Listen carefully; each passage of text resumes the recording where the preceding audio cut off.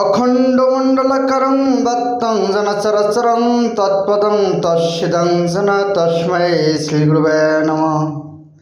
বন্দেহং শ্রীগুরু শ্রীযুতপদ্মকমলং শ্রীগুরুরূপবৈষ্ণবচ্চং শ্রীরূপং সহজাতং সহঘন রঘুনাথায়নিতং তং সজীবং সদ্বৈতং সদ্বৈতং পরিজন সহিতং কৃষ্ণ চৈতন্য দেবং শ্রী রাধা কৃষ্ণ পাদান সগণ শ্রীললিতা শ্রীবিশাখা নিশ্চিত।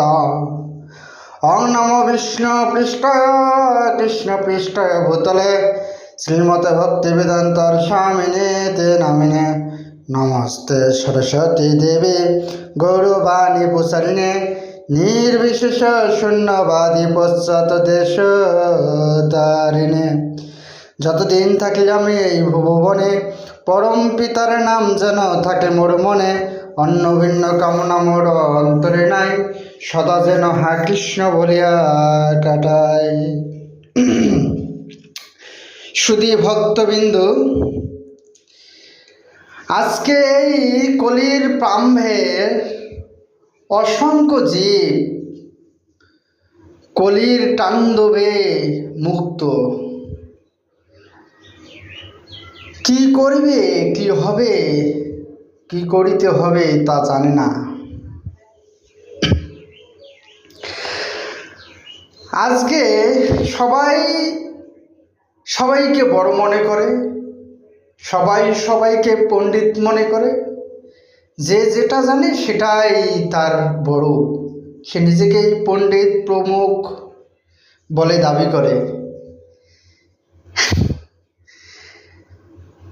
ধর্ম অনেকের মধ্যে বিরাজমান, সবাই বলে যে আমার ধর্ম শ্রেষ্ঠ। মুসলিমরা বলে মুসলিমের ধর্ম শ্রেষ্ঠ, আল্লাহই একমাত্র শ্রেষ্ঠ ধর্ম। হিন্দুরা বলে হিন্দুরই একমাত্র শ্রেষ্ঠ ধর্ম, ভগবানেই একমাত্র শ্রেষ্ঠ।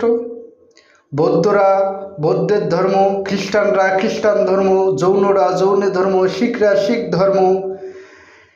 এরকমভাবে কত ধর্ম, যার ধর্ম সেই ধর্মই নিয়ে শ্রেষ্ঠ মনে করে। তাহলে আসলে ধর্ম কোনটা ঠিক? সব ধর্মই যদি সত্য হয়, কোন ধর্ম ঠিক? যদি হিন্দু ধর্ম সবার শ্রেষ্ঠ হয়, তাহলে বাকিগুলো কি মিথ্যা? না, তাহলে তো ভগবান শুধু হিন্দুদের তৈরি করতো, মুসলমানদের তৈরি করতো না, বা খ্রিস্টানদের তৈরি করতো না।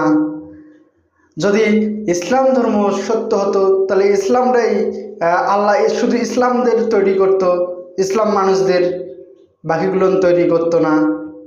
হ্যাঁ, একটা কথা আছে, মানুষের মনে যে ধর্মেই থাক না কেন, সকল ধর্মেই মুক্তি লাভ করা সম্ভব। এক একটা করে পথ, এগুলো এক একটা করে পথ। আমাদের ধর্ম হচ্ছে সনাতন ধর্ম। সনাতন ধর্মের নীতি এই বলে, একটা গল্পের মাধ্যমে আমি এটা ক্লিয়ার করতে চাচ্ছি, যে এক কুয়োর ব্যাঙ ছিল। সে যাবজ্জীবন থেকে এক কুয়োতেই বাস করত। সে কখনো কুয়া থেকে বাইরের জগতে প্রবেশ করে নাই। সে কুয়াতেই আহার করত, কুয়াতেই নিদ্রা যাইত, জন্মবধি তার কুয়াতেই জন্ম, কুয়াতেই বাস। সে বাইরের জগৎ সম্পর্কে কিছুই জানে না। একদিন সাগরের এক ব্যাঙ ওই কুয়োর গর্তে এসে কুয়োর ব্যাঙের সাথে দেখা। সাগরের ব্যাঙকে দেখে কুয়োর ব্যাঙ জিজ্ঞাসা করলো, তোমার বাস কোথায়? তখন সাগরের ব্যাঙ বলল, আমি সাগরে থাকি। তখন কুয়োর ব্যাঙ বলল, তুমি সাগরে থাকো? সাগর কত বড়? তখন কুয়োর ব্যাঙ হা মেলে বলল, সাগরটা কি এত বড়? তখন সাগরের ব্যাঙ বলতেছে, না না ভাই না। সাগরের ব্যাঙ তখন বলতেছে, না না ভাই না, তুমি যেটা ভাবতেছো এটা না, তোমার মুখের চেয়ে কোটি কোটি, তার চেয়েও কোটি বড় হবে। হ্যাঁ, তখন সাগরের কুয়োর ব্যাঙ হাত দুটা প্রসারিত করে বলল, তাহলে কি সাগর এত বড় হবে? তখন সাগরের ব্যাঙ হেসে বলতেছে, না রে ভাই, তোমার হাতের যোগ্য হবে না। কুয়োর ব্যাঙ তখন বলল, তা কুয়োর এক কানি থেকে আর এক কানি লাফ দিয়ে বলল যে হচ্ছে কি, তাহলে তোমার সাগর এত বড়? তখন বলতেছে, না না, তাহলে কত বড় ভাই? হ্যাঁ, তখন বলতেছে যে তোমার এই কুয়োর থেকে শত শত কোটি কোটি লক্ষ লক্ষ গুণে বড় হবে এই সাগর। তুমি আমার সাথে না গেলে দর্শন করিতে পারবে না। তেমন আমাদের ধর্মের যে ব্যাপারটা, শুধু একটা ধর্মই ঠিক বাকি ধর্ম ভুল, এটা কথা ভুল।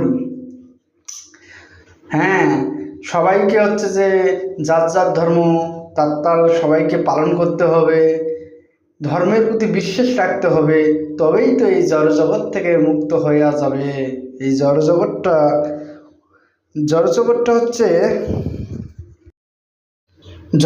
হচ্ছে মায়ার জগৎ। এই জগৎ থেকে মুক্তি পাওয়া বড় কঠিন। সবাই আমরা মায়ায় মুক্ত। তবে একটা জিনিস সত্য, যে যে ধর্মেরই হোক না কেন, যদি কারো মনে কাম ক্রোধ লোভ এগুলো দমন করতে না পারে, ষড়রিপুকে যদি সংযত করতে না পারে, তাহলে তার মুক্তি লাভের আশা দুর্লভ। আরেকটা কথা, যতক্ষণ হাতে মনের মধ্যে বিষাদ জন্মেবে না, ততক্ষণ থেকে মানুষ মুক্তি লাভের আশা করতে পারে না। জন্মের দিনে কর্মের লেখা ভাগে ভাগে দিতেছে দেখা।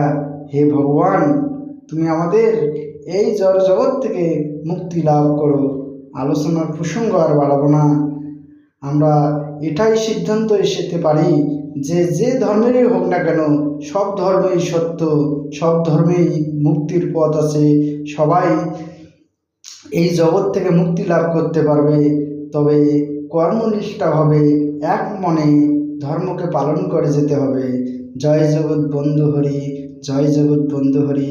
হরে কৃষ্ণ, হরে কৃষ্ণ, হরে কৃষ্ণ।